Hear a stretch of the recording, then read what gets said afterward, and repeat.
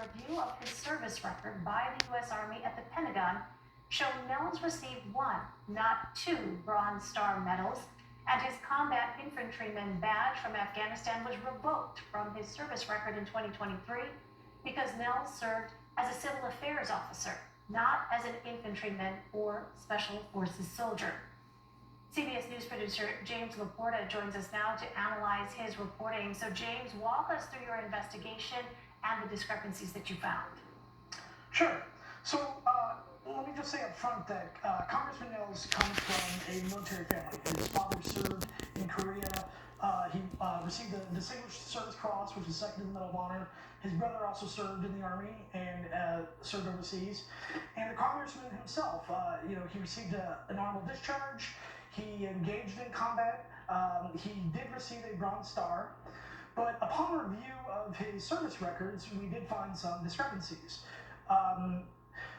The first being that Congressman Nels, if you look at his official profile at the House of Representatives, if you look at any of his campaign literature, he's always claimed to have 2 Bronze Star medals.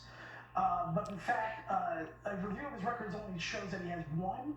The Pentagon also confirmed that. The second issue is that in 2008, the congressman did receive a Combat Infantryman badge, which is it's an award that designed for the infantry and special forces soldiers who engage in ground combat operations. So he did receive that in 2008. However, in March of 2023, that was revoked because at the time that he received that, he was a civil affairs officer and not an infantryman or a special forces soldier.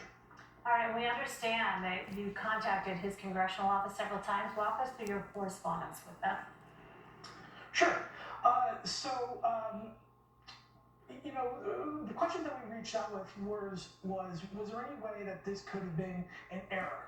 Was there paperwork that the congressman had, such as, for instance, the second Bronze Star? Did the congressman have paperwork to support a second Bronze Star?